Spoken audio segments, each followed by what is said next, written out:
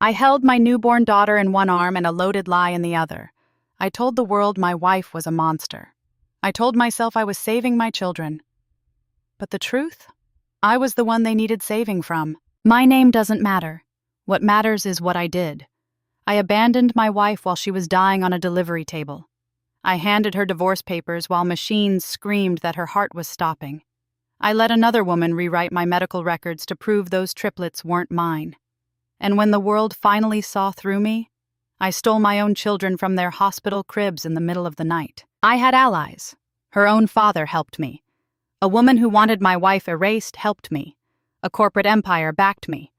I had money, lawyers, and a story so convincing that even I believed it. But here's what no one tells you about building your life on lies. Every single person you use becomes a witness. Every document you forge becomes evidence. And every child you claim to love becomes the mirror that shows exactly what you are. By the end of this story, I lost everything. My company, my freedom, my children. And I still believe I was right. That's the most terrifying part. This story will show you how one man's need for control destroyed every life it touched, and why the people who never stop believing they're the hero are often the most dangerous ones in the room. If you've ever watched someone rewrite reality to avoid accountability, this story will hit close to home. Stay until the end. The courtroom scene will leave you speechless. And if this channel has ever made you think, hit subscribe and turn on notifications so you never miss a story. Drop a comment and tell me, have you ever known someone who could never admit they were wrong? Now let's begin. I'd seen Harper Sullivan around the hospital for years, quiet and almost invisible. For so long, I think she figured it was just easier to be that way. Growing up with nothing, you learn to keep your head down so no one has a reason to knock it off. Her mom was always working. Her dad was just gone. Harper was the kid who learned to be silent so her world wouldn't fall apart. But even quiet, girls have a breaking stunt. I knew her reputation long before this. She wasn't the showiest nurse, but she was the one you'd see holding a preemie's tiny hand long after her shift ended. The one who'd talk a terrified new mom off the ledge when postpartum hit hard. She stayed late, not for the money, but because she couldn't stand the idea of a baby being alone. We don't make much, but working with Harper, you felt like you were doing something that mattered. Then he came along, Cole Maddox. I remember seeing him in the lobby one night, all sharp angles and expensive confidence, looking like he owned the whole city. He was visiting someone else, but I saw how his eyes kept finding Harper, her in her messy bun and wrinkled scrubs after a 16-hour day, with a smile that was tired but real. He told her she had a special kind of light, and she believed him, because who wouldn't want to? What she didn't know, what none of us knew, was that some men only admire a light, so they can figure out how to snuff it out. Their first year together seemed happy enough from the stories she'd tell in the break room. Simple, happy things. But then he started climbing the ladder in finance, that world where what things look like is more important than what they are. The man who made her feel special started making her feel small. He'd complain about her hours, said she wasn't sophisticated enough for his work parties, said a nurse's paycheck was an embarrassment. It didn't fit his new life. Eventually, he just told her she wasn't enough. I saw her trying to hold it all together, especially after the biggest news of her life. After years of heartbreak, she was pregnant. Not just pregnant, triplets. I remember her showing me the ultrasound photo, her hands shaking with joy. A 3-for-1 miracle. She thought he'd be thrilled that this would fix everything. Instead, he just stared at the screen, his face blank, and said the words that must have been a knife in her heart. "That's impossible, Harper. I can't have kids." He even had a fake medical report to prove it. He threw accusations at her. He threatened her. He disappeared for 3 days. But Harper, she never gave up on them. Those babies were her everything, her do-over. I'd see her in the halls, exhausted, rubbing her belly and whispering to them, "I'm here. I'm not leaving." She had no idea that the man she married would use their birth as the stage for his final, most vicious betrayal. And she didn't know that I was holding the one piece of paper that could change it all. This city chews up good people. I've seen it 1,000 times. It chews up people like Harper Sullivan, who come here with nothing but a good heart and a bit of hope. I knew it long before I saw her, lying on that delivery table, with her life falling to pieces around her. I knew she lived in one of those walk-up buildings in Astoria where you can feel the wind through the windows. The kind of place that's sweltering in the summer. It was tiny. Barely any kitchen, a bedroom that was more of a closet, but it was her safe place, where she'd set up that little wooden crib she found at a thrift shop, dreaming of her babies. Every day, she'd ride the N train into the city for her shift right here at St. Victoria, this big hospital squeezed between shiny skyscrapers. This place wasn't fancy, but it was where she had a purpose. The squeak of shoes on polished floors, the steady rhythm of the heart monitors, the rattle of med carts. That was the soundtrack of her life, a place she belonged when she was starting to feel like a ghost in her own home. Cole's New York was a different planet. His world was all glass-walled boardrooms high up on Park Avenue, where deals worth more than my house were made over coffee. His friends drove sleek black cars and wore watches that cost a year of my salary. He belonged there. He wore his ambition like a second skin. Harper never fit, and the higher he climbed, the more he pushed her away. They started in that little apartment together and ended with him in a penthouse she never even felt welcome in. He stopped taking her to his work events, said she just didn't have the right look. Then he started coming home late, and then not at all. When he dropped the act, their lives split for good. His world of money and power, and her world of healing and compassion. I'll never forget the night she went into labor. Snow was pounding the city. She was having trouble breathing. She called him first, of course, 3 times. He didn't pick up. He was at some fancy dinner at the plaza with his assistant, Verena, right by his side. So Harper got a cab. Alone. Can you imagine? Tearing through the city, past all the glittering lights of Fifth Avenue, alone and in agony. She got here drenched in sweat and to fear. The maternity ward was pure, organized chaos. Doctors were yelling orders. Machines were screaming. We were all just focused on the heartbeats. Hers and the 3 tiny ones. I watched her blood pressure crash, saw the panic in the doctor's eyes, and felt that cold dread wash over me. Cole only showed up after the danger had passed, when all that was left to do was be cruel. He didn't ask about her. He didn't look at the babies. He just handed her those papers. But I knew something he didn't. I had seen her file, and I had seen the name of the man who had been coming to every single appointment with her. While Cole was playing the victim, another man was already playing the father. Cole Maddox was the storm, no doubt about it. The kind that leaves wreckage everywhere it goes. I don't think he started out that way. But money and power don't change people. They just show you who they really are. And Cole was ugly down to his bones. He came from one of those rich New England towns where your family name is everything. His father taught him that feelings were a liability, that kindness was for the weak. So Cole learned how to smile while he was stabbing you in the back. By the time he got to New York, he was a master at it. And as he stood there, ready to walk out, I looked at Maria holding the wrong chart, and I made a choice. I grabbed the correct file from the rack, the one with all the visitor logs and signed consents.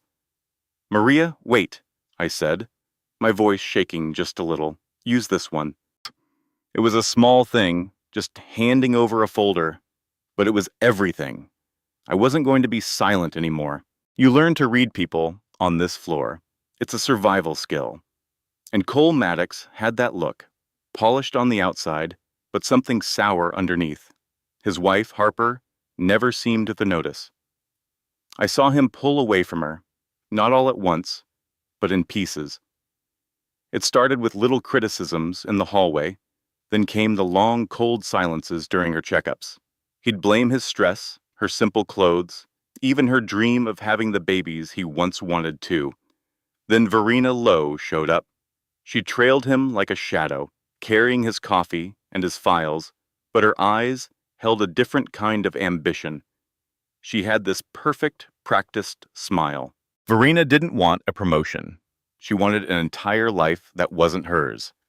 I swear, she stalked him, professionally at first, then personally, always with this unnerving patience. I remember the first time I saw her with Harper.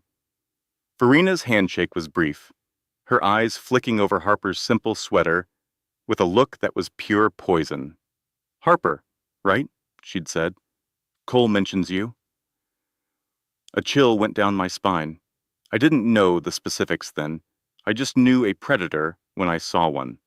I'd see them in the cafeteria, her head tilted just so, whispering things to him, offering him comfort, I guess, offering him an excuse. I'm sure she was the one who poisoned his mind, twisting his own insecurities into weapons against his wife. "Triplets are a lot, Cole. Are you sure?" I can almost hear her saying it, and he soaked it up. Of course he did. Verena built the lie piece by piece. She was always there, playing whatever part he needed. The victim, the confidant, the adoring new love. By the time Harper was wheeled in for her emergency C-section, Verena was a permanent fixture. And now, out here in this waiting room, she stood next to him, her hand on his arm, like she belonged there. So when the charge nurse asked, "Are you the father?" I saw that little smirk on Verena's face, like she'd already won. But what they didn't get, what people like them never do, is that hospitals have rules. We have procedures. And their whole rotten scheme was about to get tangled in paperwork they never saw coming. Because just then, I saw Dr. Hale walking down the hall toward us. And the look on his face?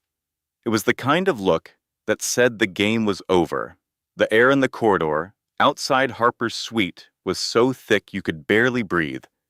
It was that awful charged silence before everything breaks. We were all pretending to chart, to check monitors, but nobody could look away. Something terrible was unfolding. Cole Maddox just stood there, stiff as a board, holding those divorce papers. Verena was right beside him, touching his sleeve, marking her new territory, while his wife was fighting for her life just feet away. Every move she made was a performance, the worried expression, the soft murmurs. She was auditioning for the role of his new life partner before the old one was even out of surgery. Then my colleague asked the question, "Sir, are you the father?" It's a standard question, a box to check, but it hung in the air like an accusation. Everything stopped. Cole looked at Verena, and she gave him this smug little smile, like she was waiting for him to finally deny it all. But what really changed the game was the chart in the nurse's hand. Our records show a Dr. Rowan Hale as the appointed emergency guardian and the legal signatory for all 3 babies. We just need your confirmation for our files. Cole's face went white. What was that? The words came out choked. Verena jumped in. That has to be a mistake. Dr. Hale? He's just a doctor. Cole is their father. He should be on those forms. My colleague held her ground. Sir, you signed a pre-delivery refusal of parental rights earlier today. It gives us the authority to assign the next of kin or a medical guardian in an emergency. I watched Cole's eyes glaze over. He was remembering the papers Verena made him sign in a hurry, the ones she told him were just for liability. She knew exactly what they were. I saw her face, pure panic. Harper would never have asked him to do that, Verena sputtered. She barely even knows Dr. Hale. But we all knew him. We all now knew Dr. Rowan Hale. Calm, brilliant, the most decent man in this hospital. His name on that chart meant things had gotten bad, really bad. And then the door at the end of the hall opened. There he was. Rowan, still in his scrubs, a smear of blood on his sleeve. He looked exhausted, and his eyes, usually so kind, were burning with a cold fire. He walked right past all of us, straight to Cole. "You weren't there," Rowan said, his voice low but carrying across the silent hall. "She almost died. The babies were failing. Someone had to make the call." Cole, trying to sound tough, shot back. "You had no right." Rowan took a step closer. "And you had no desire. You abandoned her. You abandoned them." You could have heard a pin drop. Then you heard the phones, little clicks as people started recording. For the first time, Cole looked scared, like he was watching his perfect world start to burn. Rowan wasn't finished. "Harper is alive because she's a fighter. Her kids are alive because we did our jobs. And you—" An alarm, loud and shrill, screamed from inside the delivery room. Harper was crashing. Cole's head whipped toward the sound, but Rowan was already moving, already sprinting back into that room. And in that moment, I knew this wasn't just about a medical emergency anymore. It was about to be a reckoning. From my station, I could see it all on the monitors before the shouting even started. Harper's stats were plummeting. I've seen it 1,000 times, but it never gets easier. You hear the voices, the rush of feet, the clatter of the crash cart. You know what's happening, and you know the patient does too, somewhere in that haze. Her body was giving out. I could see it in the frantic lines on the screen. I remember seeing her face when they brought her in. Cole had just left, his final, cruel words still hanging in the air. And then she just broke. Not with a scream, but with a single tear that ran into her hairline. It wasn't about the pain, it was about the hope dying. That's the kind of break that's hardest to fix. "Pressure's bottoming out," someone yelled. We all knew what to do, what to grab, where to stand. She was trying to hang on, I know she was, for her babies. But her body was shutting down. Her mind was probably flashing through her whole life. The good parts, the bad. The kind of memories that surface when you think it's the end. And then, the darkest one. I'd heard him say it myself when he thought no one was listening. "They're not mine." That one sentence was probably killing her faster than the blood loss. Her heart rate hitched. The monitor let out that long, awful tone. "She's crashing." Then, through the chaos, Dr. Hale was there. He moved through the room like he was the calm center of a hurricane, his eyes locked on her, on the monitors, on everything at once. He was in command. "Harper, you need to stay with me," he said, right by her ear, his voice cutting through the noise. "It's okay. You are safe now. I am right here." It had probably been so long since anyone had said that to her. Another tear escaped. "Rowan, she's not responding." "Start another IV, he ordered, never taking his eyes off her. "We are not losing her." His hand closed over hers, a small gesture, but it felt huge. "Think about your children, Harper," he said, his voice softer now. "They're waiting for you, their mom." Her heart gave a little jump on the monitor. Just a flicker, but it was there. He let out a breath. "There you go. Fight for me." I saw her eyes flutter, and just before they closed, I grabbed the official chart, walked over to a terminal, and added my own detailed nurse's note, time-stamping Cole's absence and Rowan Hale's critical intervention. Every last detail. It was a small thing, but it was the truth, and I was going to make sure it was part of her permanent record. It started with a sound, a frantic energy that bled out into the hallway. I remember seeing her wheeled in, her face a pale mask. Then came the shouting, leaking from the chaos of the room. It was Dr. Hale's voice, sharp with a fury I'd never heard from him before. "What do you mean her babies are registered under another man's name?" Another woman's reply was a frantic, terrified whisper. "They're saying Rowan Hale signed everything." I watched the woman on the gurney, completely still, and my own heart ached. Just hours later, I was the nurse checking her vitals in the quiet darkness, watching her drift in that hazy place between worlds, the rhythmic beeping of the monitors, the only sound in the room. When she finally woke up, he was there, Dr. Hale, just sitting beside her bed, looking like he'd been through a war himself. His scrubs were a mess, his hair was all over the place, and he looked absolutely exhausted. But the way he looked at her, when her eyes opened, it wasn't a doctor looking at a patient. It was something else, something warmer. "You scared the hell out of us," was all he said, his voice so quiet. I saw her struggle to speak, her throat too raw. I watched him gently lift a cup of water to her lips, a tenderness that felt so out of place in a sterile hospital room. Her first words were a cracked whisper. "My babies, are they okay?" "They're fighters," he told her, "stronger than anyone expected." She cried then, just one tear of pure relief. I gave them a moment, stepping out of the room, but I knew the peace wouldn't last. I could see the conflict on Dr. Hale's face, a heavy weight he couldn't hide. "Harper, there's something we need to talk about." I overheard that part as I came back with her chart. Her whole body tensed.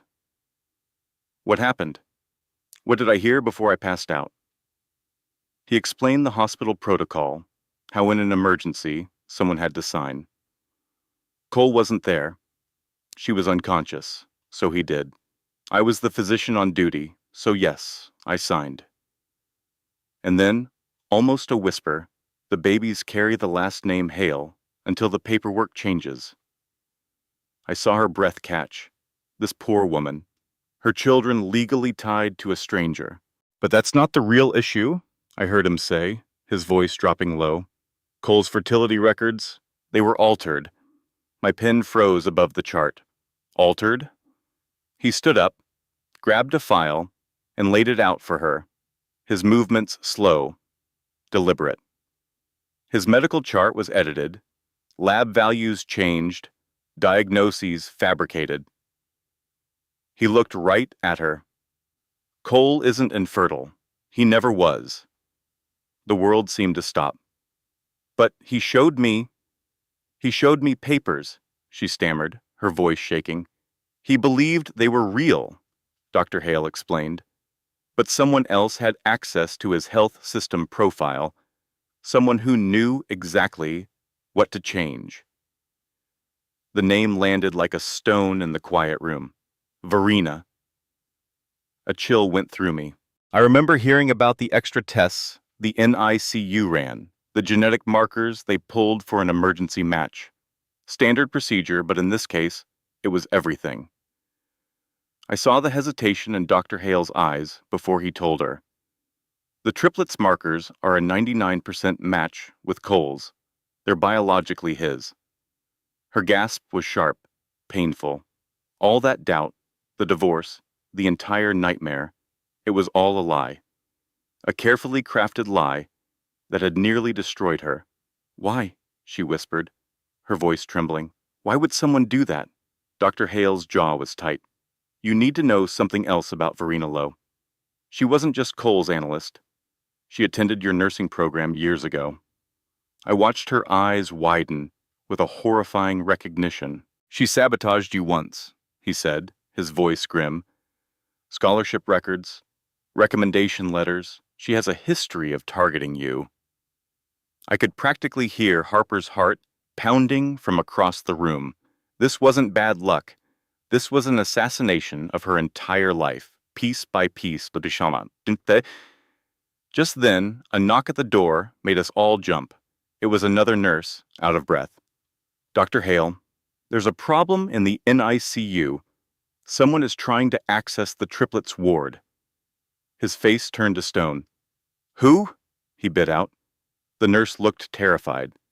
Cole and Verena. My blood ran cold. I felt a sick knot of guilt in my stomach, remembering a woman asking questions at the nurse's station earlier. I dismissed her. The next morning, everything was different. The fragile woman who was brought in was gone. In her place was someone else, someone still. It was me she asked for. Priya, she whispered, her voice quiet but firm. Can you bring me a mirror? I hesitated. Are you sure? Yes, she said. I need to see myself. I wheeled the mirror over, bracing myself for her to break down. She stared at it for a long, silent moment. She wasn't looking at a victim. She was looking at a survivor.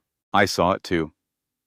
There was color in her cheeks, and her eyes held a new kind of light, a resolve that burned away the fear. For the first time, I saw a fighter looking back from the reflection. Let me help you freshen up, I offered, my voice thick with emotion. We braided her hair. We washed the tear stains from her face. It felt less like nursing and more like helping a queen put on her armor. When Dr. Hale came in an hour later, he stopped dead in the doorway. You look... He couldn't finish, but I knew what he meant. Better. Strong. She just gave a small smile. I feel awake. I watched as he pulled up a chair, his face turning serious as he told her about the new security at the NICU. A flicker of the old fear crossed her face, but then it was gone. Good, she said. I'm done letting them decide my life. He looked at her, really looked at her. You sound different. I am different. She looked out the window, at the sun. For years, I thought my only purpose was to make my marriage work.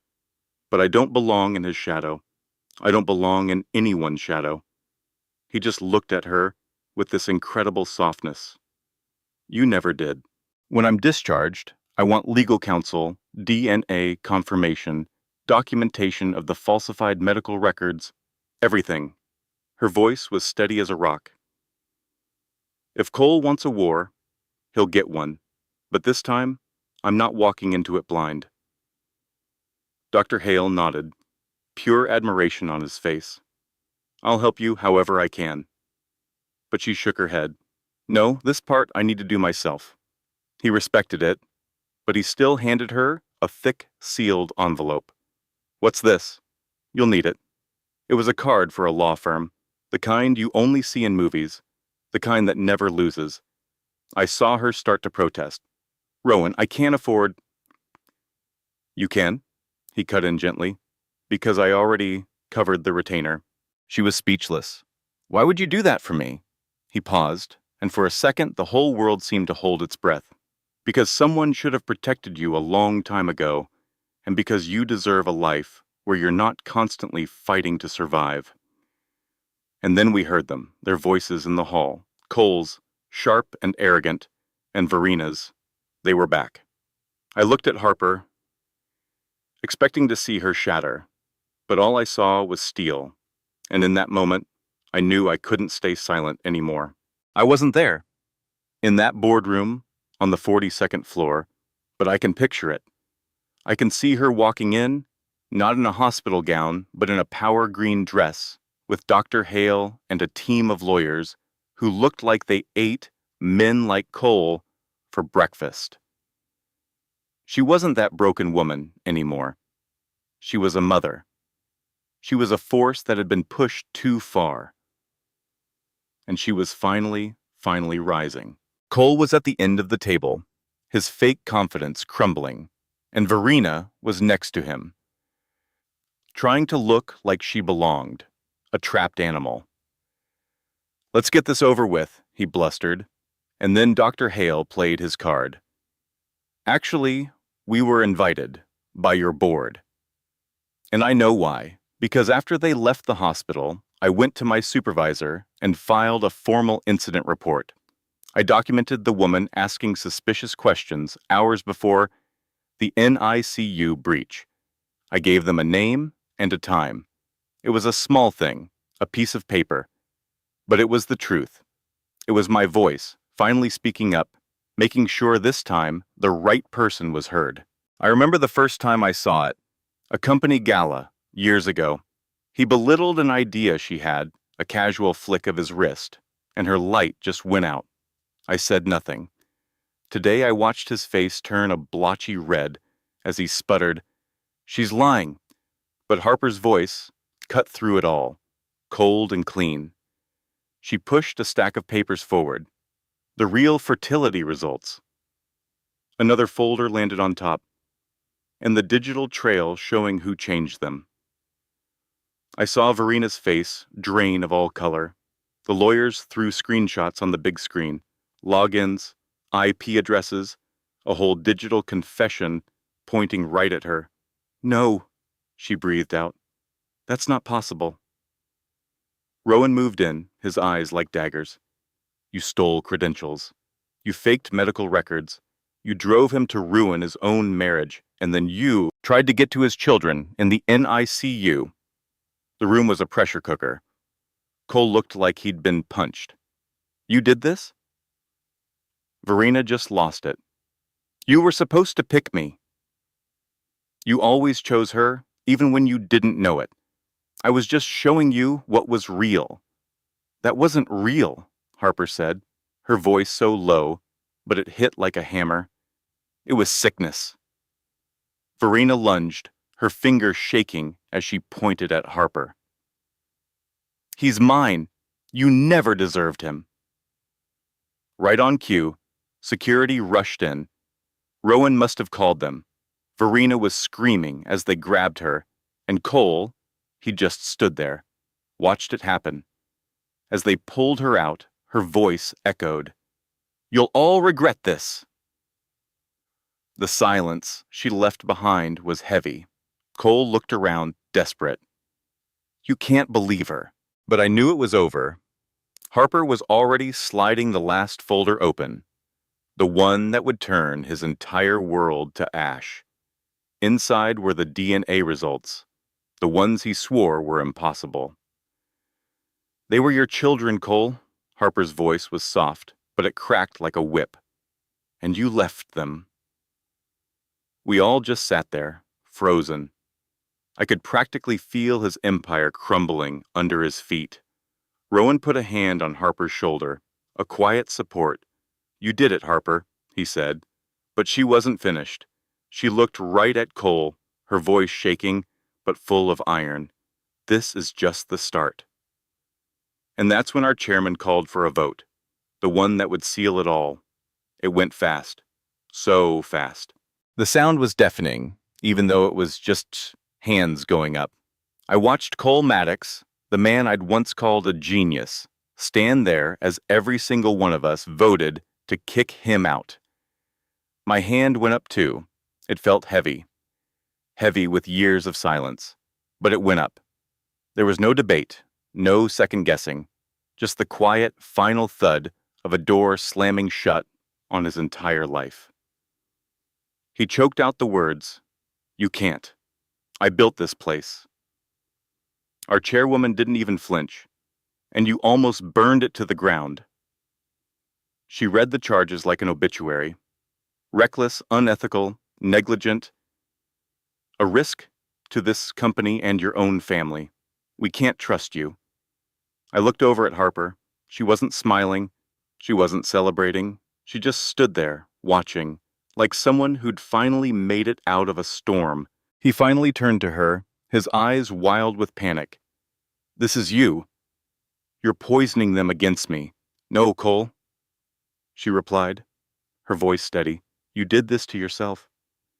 He scanned the room, looking for a friendly face, just one person to back him up. But there was no one. Verena was gone. We all just stared back, our faces blank masks. He was utterly alone. When security came for him, he took a step back. "This is my company," he pleaded. "My name." But it was just words. The guards took his arms, and he just deflated. All the fight went out of him. The weight of it all, of everything he'd done, finally crushed him. A man who had never faced a single real consequence in his life. Right before the door closed, he looked back at Harper. I saw the fear in his eyes.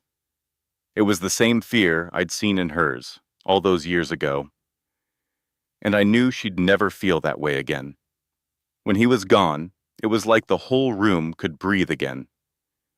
The other board members looked at Harper, giving these little nods. It wasn't pity, it was respect. For everything she'd been through, for the strength it took to stand there at all. Rowan moved to her side, his voice meant only for her. "It's done?" She shook her head. "Not quite." He looked at her, confused. "What's left to do?" She lifted her chin, her resolve hardening right before my eyes. "My kids need to be legally safe. Cole will do something crazy when this all sinks in." Rowan nodded. "We'll be ready." As they walked out, I saw the reporters waiting in the lobby. A frenzy, flashing cameras, people shouting questions. The news was already out. CEO fired, paternity fraud, the works. I watched Harper flinch, raising a hand to shield her eyes, and saw Rowan step right in front of her, taking the full force of the chaos. "I got you," I heard him murmur. He was her rock, her anchor. For the first time, she wasn't fighting this beast by herself. Outside, the wind howled, but I imagined she felt warm, like a massive weight had just been lifted off her shoulders. She had faced the absolute worst and was still standing. Still, I could see the worry on her face. I heard her ask him, "You think he'll just go away?" Rowan let out a long breath. Guys like Cole don't go away. They hit back. I saw Harper swallow, her eyes on the falling snow. "Then I'll be ready." He looked at her, his expression serious. "You won today. You'll win tomorrow. I'll see to it." Just as she was about to say something, his phone went off. A sharp, insistent buzz. I saw his whole demeanor change as he looked at the screen. "What is it?" she asked, and I could hear the fear jump back into her voice. He looked up, his jaw tight. "It's the hospital." Harper went rigid. Someone tried to get into the NICU again, and it wasn't Cole or Verena this time. My own phone buzzed a moment later. It was the hospital's head of security.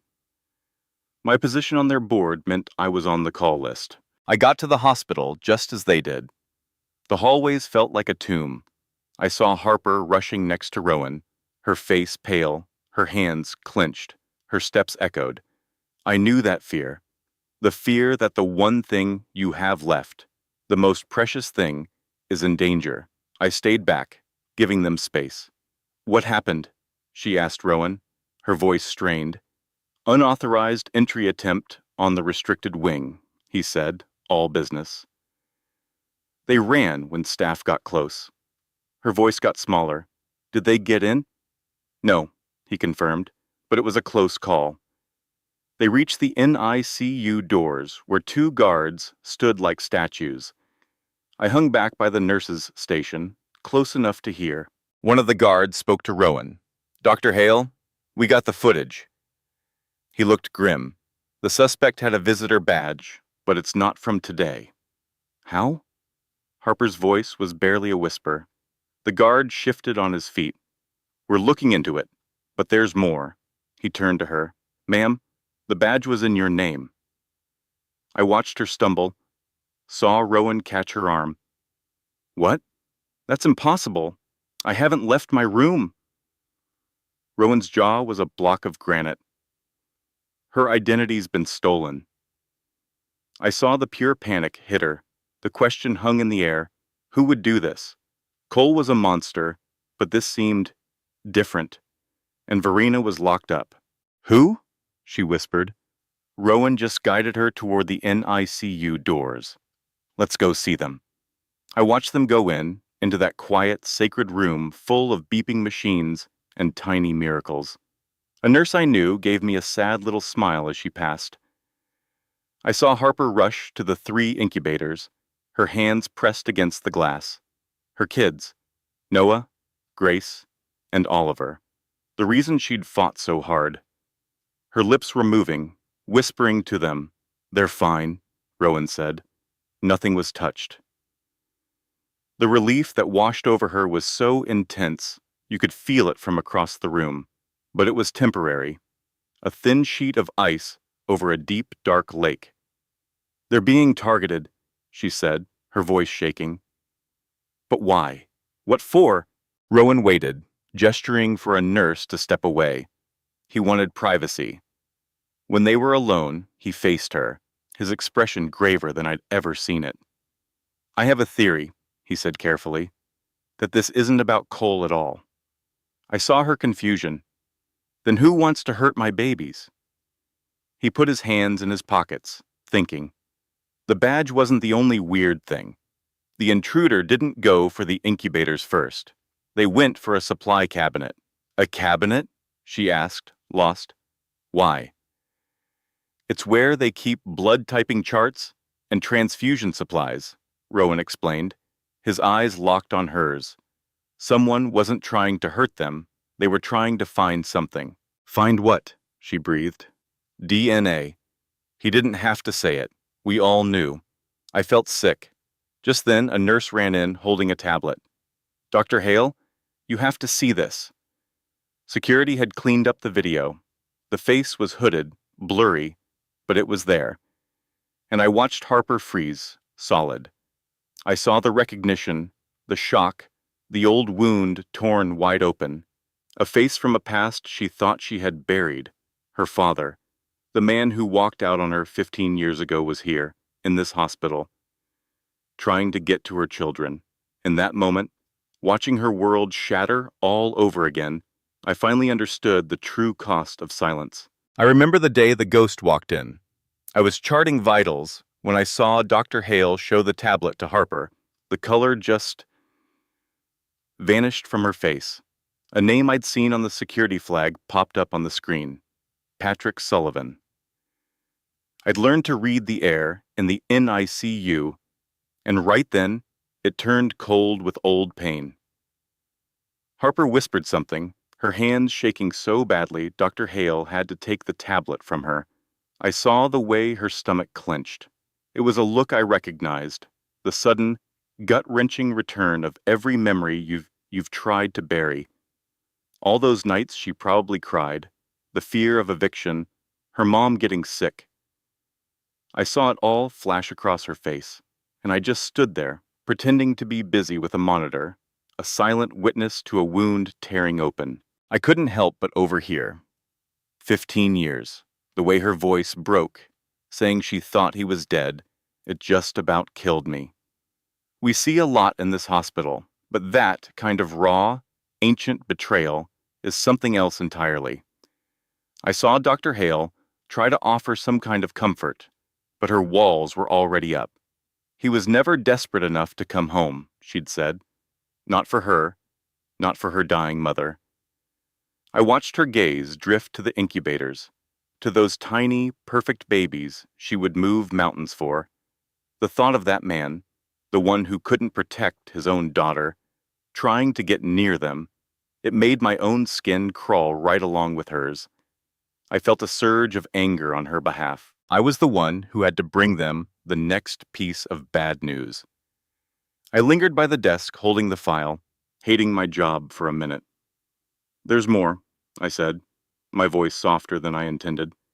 I told them about the records request, the consultation with genetics. I watched Harper's confusion twist into a dawning horror. Why genetics? Dr. Hale and I shared a look. The heavy kind you share when you know you're about to ruin someone's world. He explained it so carefully, about biological relatives, about grandchildren.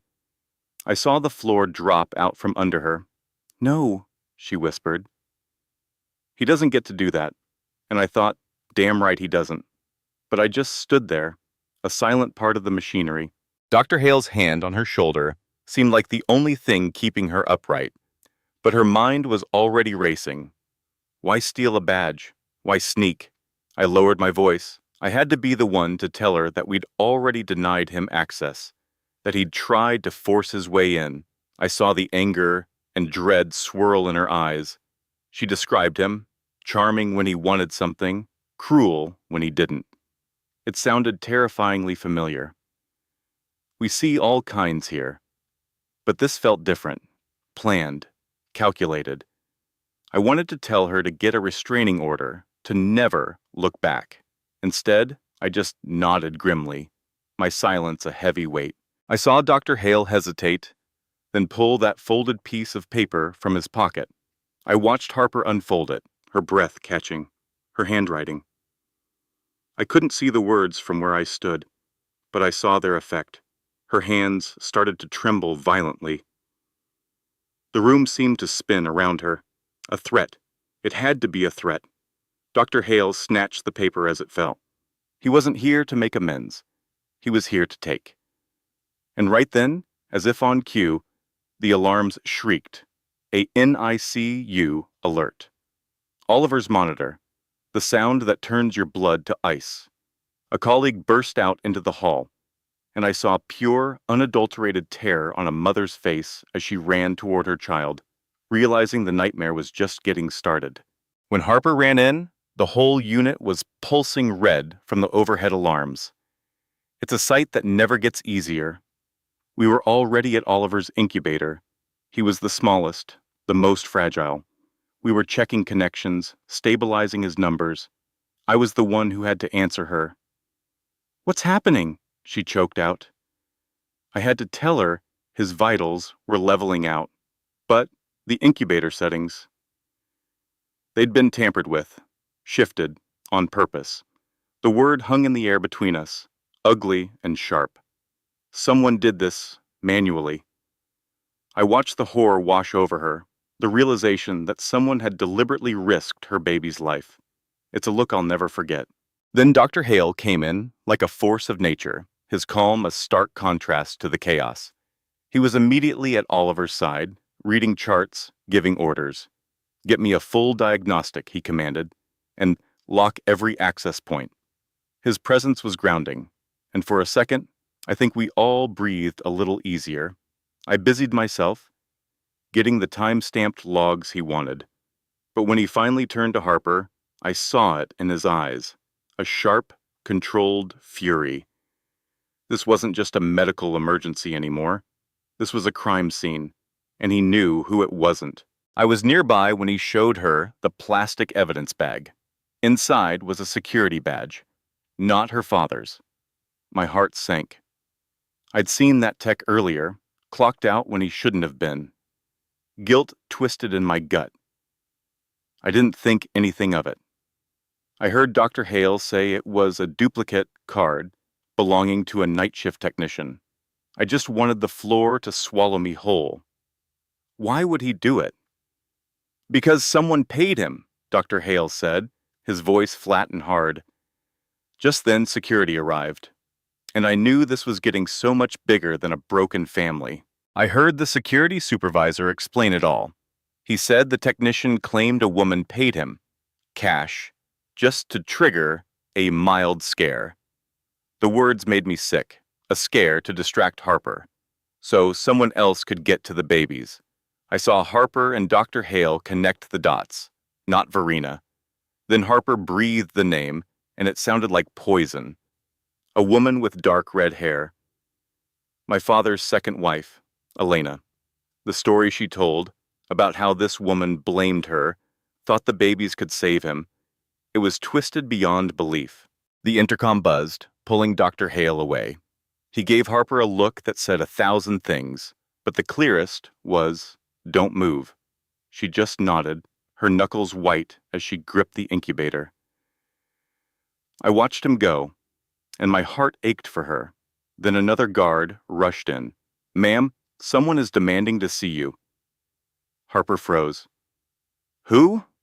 The guard hesitated. "A woman with red hair." My blood ran cold. I watched Harper square her shoulders and walk out of the unit, heading straight into a storm I knew she shouldn't have to face alone. She refuses to leave until she gets the babies. I watched Harper follow that guard down the hall, every step looking like it weighed 1,000 pounds. I knew about women like Elena Sullivan. We see them sometimes, people who waltz in, radiating so much entitlement you can feel it from down the hall. They think the whole world, and everyone in it, is theirs to command. I imagined Harper, already so fragile, and yet so fierce, having to face that kind of venomous superiority. I felt useless, just watching her go, clenching and unclenching my fists. I couldn't hear the confrontation from my station, but I could feel the tension radiating through the floor. Later, I heard the details. Elena, standing there in her expensive coat, hitting Harper with the news. Patrick is dying, using it like a weapon, demanding a genetic match, a stem cell treatment, demanding her babies. I pictured the cold, calculating smile on that woman's face as she tried to manipulate a daughter who had only ever known abandonment from that man. It was monstrous. Then I heard Harper's voice rise, not with hysteria, but with a cold, clear fury I'd never heard before. He abandoned us. I heard the pain, the history, the injustice of it all pouring out of her. And I heard Elena's dismissive snap. Let go of the past. That's when something in me broke. I couldn't stand by anymore. While Elena hissed about lawyers and money, I walked quietly to the main nursing station. I picked up the phone and dialed hospital security. "This is Nurse Miller, in the NICU," I said, my voice low but steady. "We have a non-guardian in the main lobby, creating a hostile environment for one of our patients' mothers. She is attempting to coerce a medical decision. I'm requesting an immediate escort off the premises." It wasn't my place, but it was the right thing to do. It was the one thing I could do. I remember that day, the way her voice cut through the sterile quiet of the hallway. "You have always been weak." I was 20 feet down by the nurse's station, and I still flinched. But Harper, the woman she was talking to, didn't. Not even a little bun. For a second, the other one, Elena, looked thrown off. That's when he showed up. Rowan just appeared at Harper's side, solid as a brick wall, his eyes blazing. He told Elena to leave, his voice quiet, but carrying more weight than a shout. He told her to stay away from Harper and her kids. Elena just laughed. This ugly, cold sound. But Rowan, he had this paper, handed it right to me. A temporary protective order. I saw Elena's face fall then, saw the hate curdle there. "You can't do this," she said. He already had. But I knew it wasn't over. Not by a long shot. I've seen that look before, that glittering, dangerous promise in someone's eyes. "You think this ends here?" she whispered, and it was a threat aimed right at Harper's heart. Rowan just told her to get out, his voice like chipping ice, and we security, we moved in. It's our job. As she was escorted out, she gave Harper one last look, a look that said, "This is just the beginning." I saw Harper take a breath, trying to steady herself. Rowan put a hand on her back, told her it was over, but I saw her face as she watched those revolving doors. I knew what she knew. People like Elena don't just leave, they regroup. They come back harder. And I just stood there, holding a piece of paper, feeling useless. The next morning, I couldn't shake it. The feeling that I'd just watched someone light a fuse. I heard the whispers around the hospital about the triplets in the NICU. The big shot lawyer from Fairchild and Lawson Rowan had called for her. The whole thing felt bigger than just a family squabble. It felt like war. I kept thinking about that woman, Harper, and the quiet steel in her spine. I felt like I owed her more than just standing by while someone tore her down. So I did something I probably shouldn't have. I started pulling security logs, not just from the hallway, but from the whole week. Every entrance, every floor, looking for, I didn't even know what. something that felt wrong. I remembered the incident at the NICU a while back. The guy who tried to force his way in, Cole, his name was.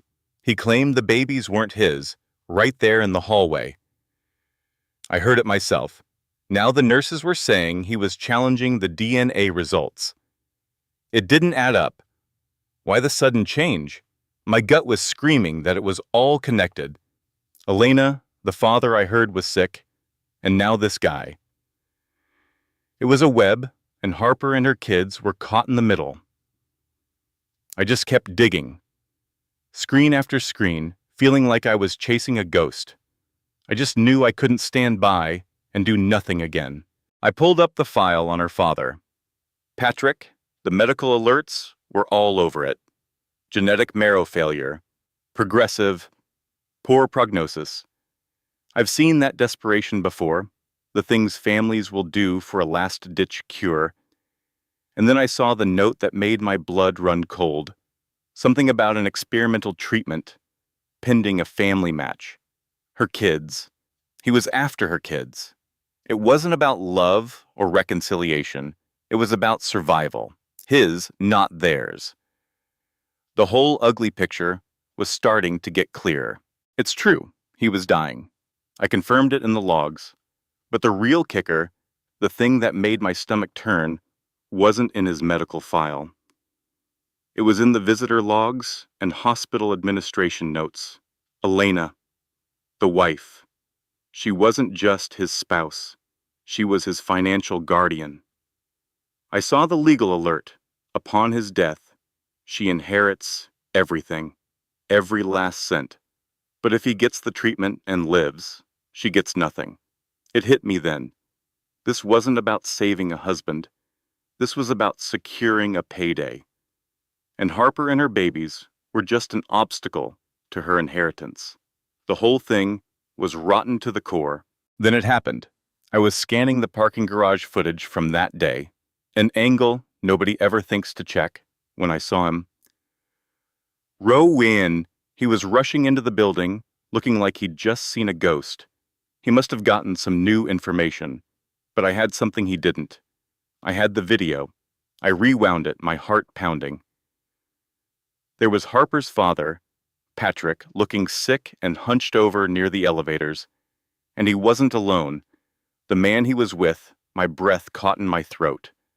I knew that face. I knew exactly who it was. It was her ex, Cole, the guy who shouted in the hallway that the kids weren't his. I zoomed in on the grainy footage. There was no mistaking him. He was handing Patrick an envelope. The look on Cole's face was pure rage, all clenched jaw and fury. Patrick just looked desperate. It was a deal.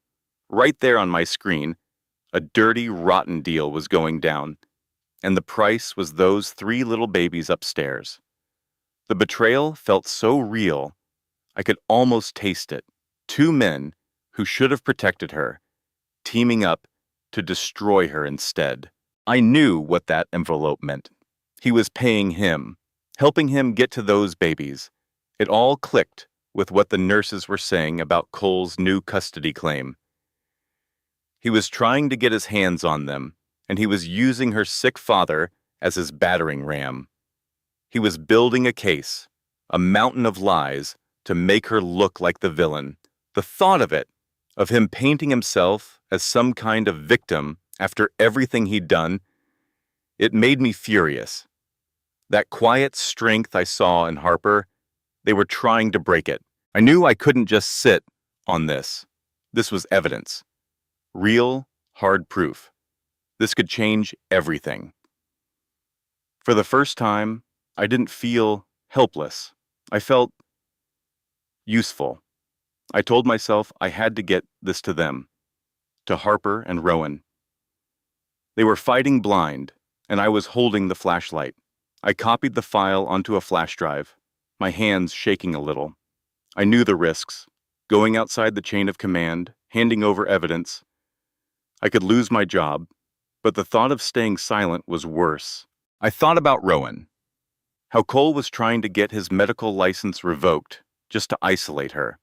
That's what guys like Cole do. They don't fight fair. They isolate you, make you feel like you're crazy, like you're all alone. I'd seen it 100 times. But Harper wasn't alone, not if I could help it. He was trying to take out the one person standing between him and those kids, and I couldn't let that happen. I wouldn't. The risk to my job suddenly felt very, very small. I heard a nurse talking frantically into her phone. Emergency hearing. 30 minutes. My heart slammed against my ribs. It was now or never. I grabbed the drive and ran. I saw them by the main entrance. Harper looking pale but determined. Rowan a steady presence by her side. I didn't even think. I pushed through the crowd and got to Rowan, shoving the small plastic drive into his hand. My voice came out rougher than I intended. Another camera angle. Angle? I said, breathing hard. Parking garage. From that day, you need to see this. He stared at me, then at the drive, and in that moment, giving him that tiny piece of the truth, the weight of my silence finally lifted. I still remember the first day I saw true evil in a crisp navy suit. It was just outside the NICU. He stood with his lawyer, a smug look on his face that turned my stomach. I saw her walk in, this small woman named Harper, flanked by her sister and that kind doctor, Rowan Hale. Her hands were probably shaking, but you couldn't tell. She walked with the spine of a warrior, not for herself, but for the tiny lives in our incubators. She was a mother. I watched his face when he saw her. Not guilt, not regret, just fear. He saw she wasn't broken anymore. She didn't even look his way. And me? I just watched from the nurse's station, a silent coward. I'd given my statement to her lawyer, but I should have done more. I should have shouted. I stood behind her in spirit, if not in person. Her lawyer, Mara, had called it an emergency hearing. 3 things on the table: custody of those precious babies, some bogus misconduct claim against Dr. Hale, and, this one was my fault, my burden, the safety of the infants in my unit. My heart pounded for her. I knew Cole's lawyer would go first, painting him as the victim. I'd heard the lies rehearsed in the hallway, wrongfully excluded, conspired against. The words were poison. All I could do was pray the binder I'd contributed to was heavy enough to crush his deception. My jaw ached from clenching it, thinking of him twisting the truth while I changed diapers and monitored heart rates. And then my phone buzzed, a text from another nurse who'd gone to support Harper. Mara just dropped the bomb. My breath caught. I could almost hear the chair scrape as Mara stood. I pictured the binder, my testimony tucked inside, along with all the other proof. Cole's signature on the parental refusal form that I'd witnessed. My notes on his screaming matches. The security footage I helped pull of him in the hallway. Verina's confession that I'd heard about in hushed tones. I imagined the judge's face, her expression going flat as she sifted through his lies. I pictured Cole cornered. For a second, I felt a flicker of triumph. Answer the question, the judge had said. And he had to admit it. Yes. He thought they weren't his, I muttered to myself, checking the ventilator on the smallest of the triplets. What a pathetic excuse for a man. For abandonment. I felt a phantom warmth on my shoulder, imagining Rowan standing behind Harper, steadying her. He'd done the same for all of us nurses during the chaos Cole created. And then another text came through, my hands trembling slightly as I read it. They had him. Colluding with Harper's father, a man we had a security alert for, trying to get into the NICU. The whispers in that courtroom must have been a roar. Cole's denial, that's a lie, was as hollow as his heart. They had pictures, proof. My small contribution felt monumental. He tried to object, but the judge shut him down. The next text made me stop, lean against the wall. Full custody to Harper, no visitation for him. A wave of relief washed over me, so strong my knees felt weak. Justice. It was real. It was happening. But my relief was cut short. The judge wasn't done. She'd cleared Dr. Hale, even praised him for saving Harper's mother. I let out a breath I didn't know I was holding. The tension in my own shoulders eased. But then, my friend texted again. Wait, something's wrong. The judge found something else in the binder. Troubling. That was the word the judge used.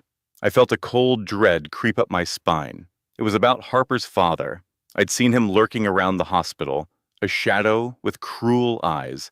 He'd filed his own petition for guardianship. My blood went cold. How much could one woman endure?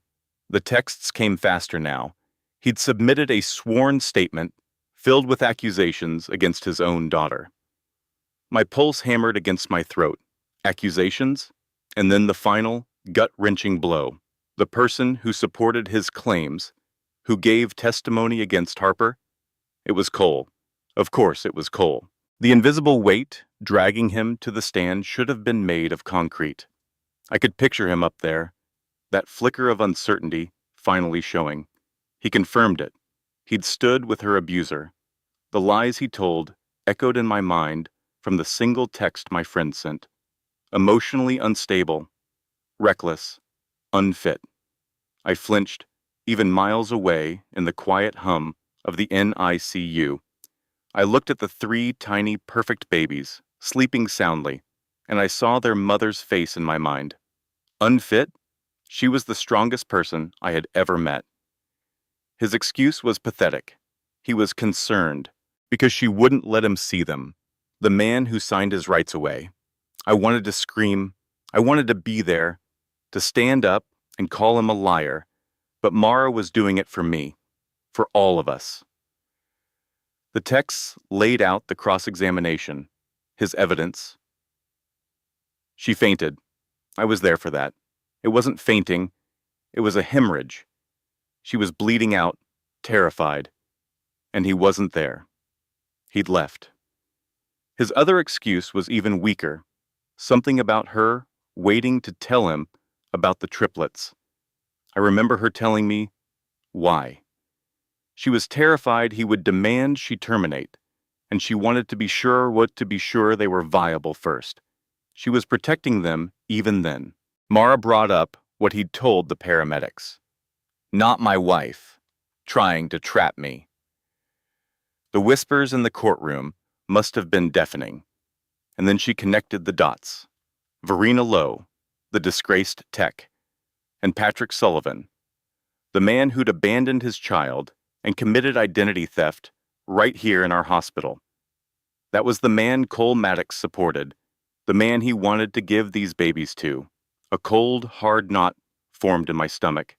The evil wasn't just one man, it was a sickness that had spread. The judge's words, relayed to me via text, were a balm on my frayed nerves. Your credibility is non-existent. I read it twice. He was done. His anger, his desperation, it all imploded. She'd seen right through him. She called his fertility record what it was, altered. Then came the final blow. The judge ordered a full criminal investigation into him and Patrick Sullivan. I sank into a chair at the nurse's station, the phone clutched in my hand. He was going to pay for everything. For every moment of fear he'd caused Harper. For every nurse he'd screamed at. For every lie he'd told. Her tone was sharp. My friend quoted the judge perfectly. I felt a slow, shaky breath leave my body. It was over. The petition was being thrown out. Justice was served, but before my friend could even text the final word, her messages turned to chaos. Doors burst open. Bailiff. Something's wrong. I straightened up, my heart beginning to pound again, a frantic, sick rhythm. The judge was on her feet. Confusion turned to alarm. What is it? I texted back, my fingers clumsy. The reply came a second later, and the world fell out from under me. It's the babies. Before I could even process the words, a code silver blasted over the hospital intercom. Infant abduction. NICU. My blood turned to ice. I was up and running, my mind a blank wall of sheer terror. One moment I was reading about a courtroom victory, the next I was in the middle of a nightmare. I saw them, Harper and Dr. Hale, sprinting down the corridor toward me, their faces shattered with a horror I knew was reflected on my own. Gone. The word was a physical blow, missing from my unit, under my watch. The lockdown alarms were screaming, red lights strobing off the sterile walls. My colleagues were a blur of panicked motion. Check the stairwells. Seal the east wing. I felt my ribs might crack from the force of my own heartbeat.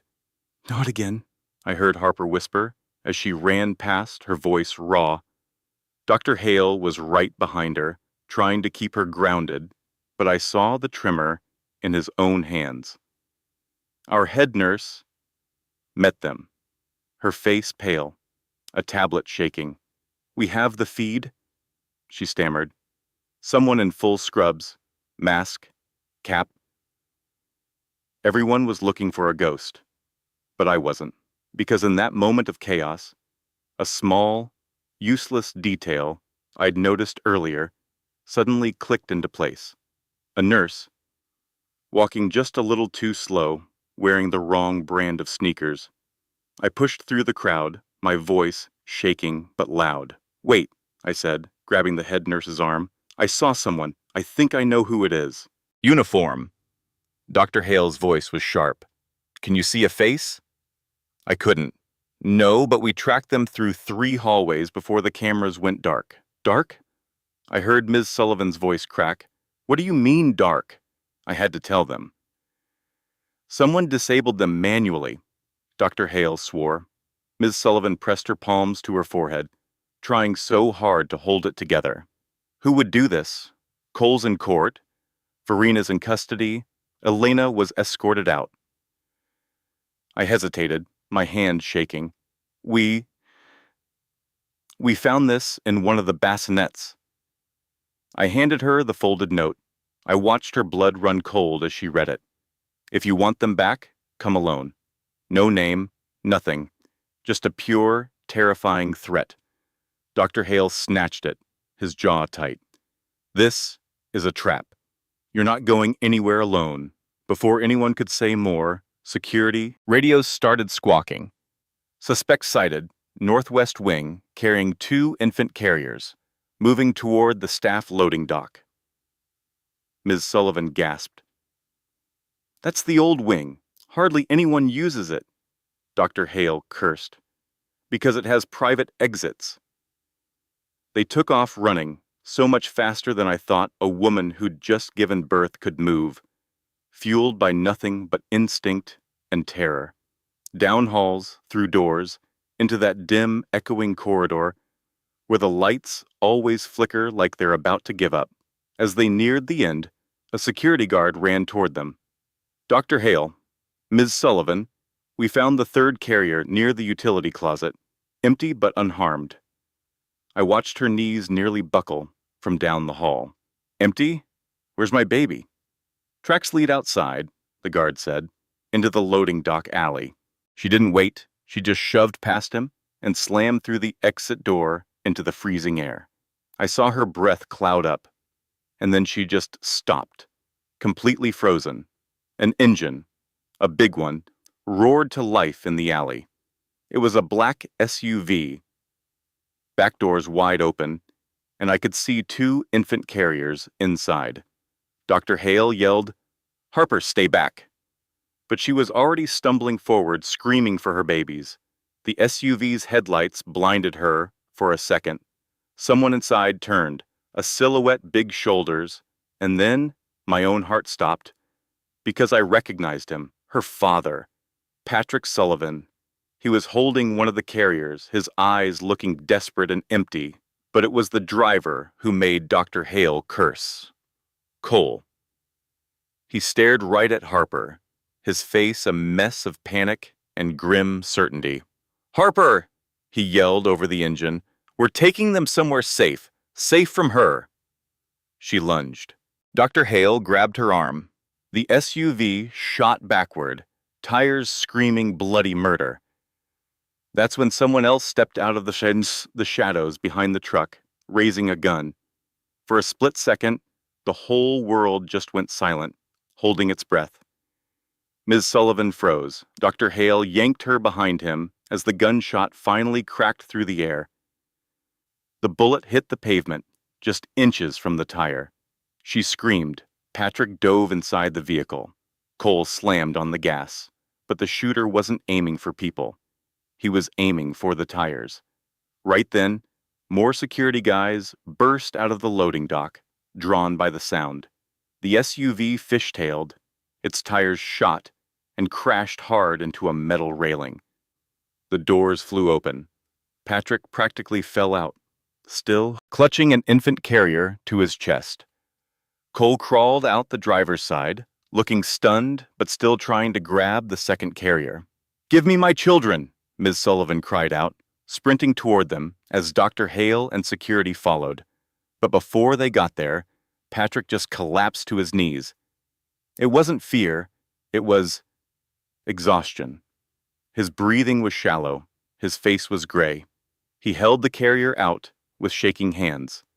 "Take him, Harper," he whispered. "Please?" She stopped right in front of him.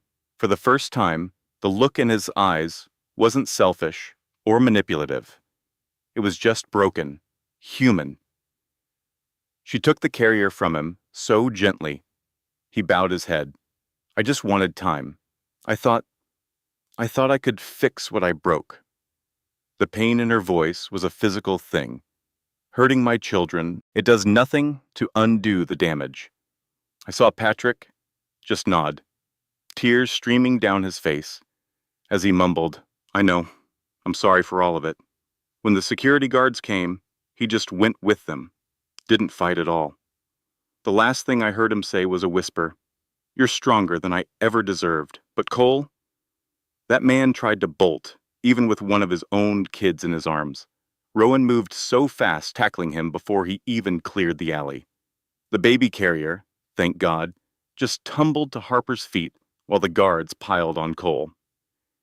"You're done," I heard Rowan growl. "It's over."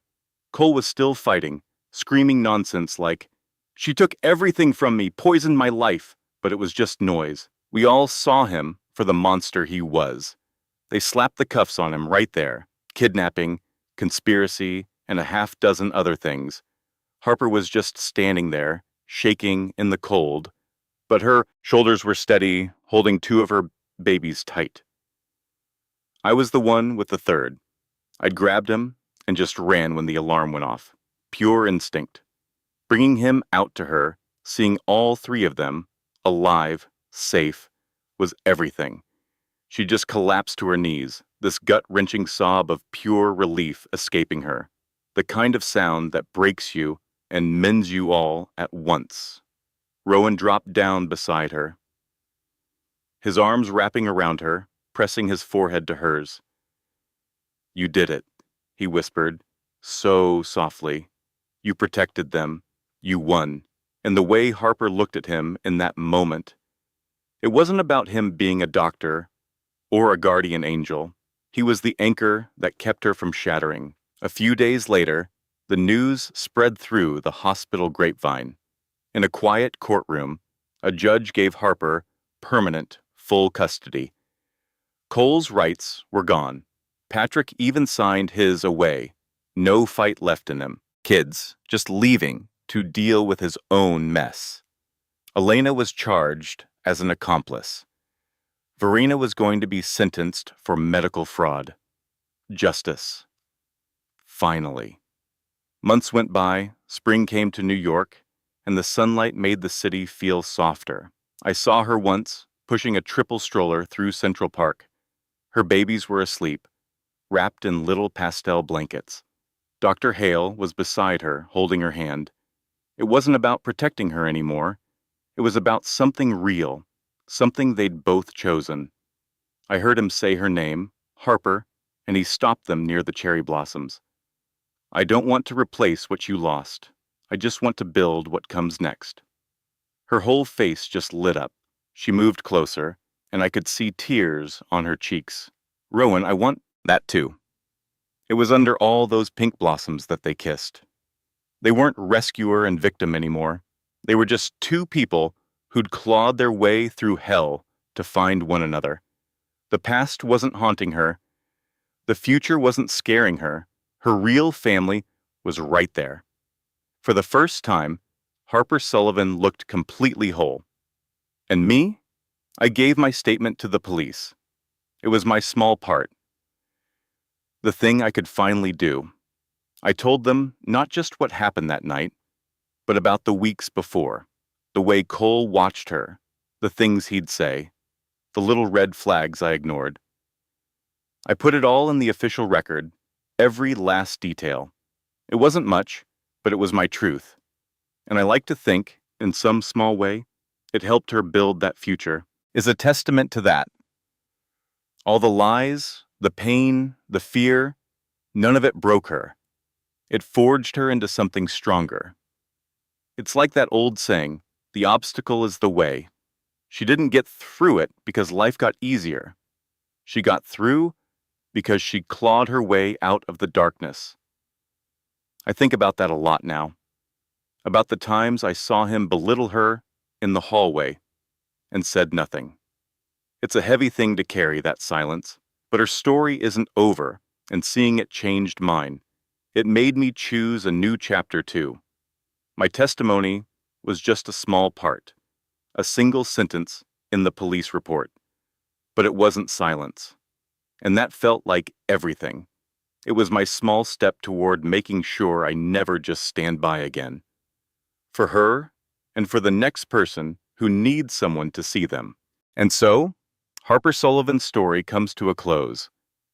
Not with the shattered woman we met on that operating table 37 hours into her labor, but with a mother standing under cherry blossoms in Central Park, holding the hand of a man who chose her every single day. 3 healthy babies in a stroller, a future no one could steal from her anymore. But before you close this video and move on with your evening, I need you to sit with me for just a few more minutes. Because Harper's story is not just a story. It is a mirror. And somewhere in that reflection, there is a woman who looks just like you, or just like someone you love. Let's talk about what really happened here.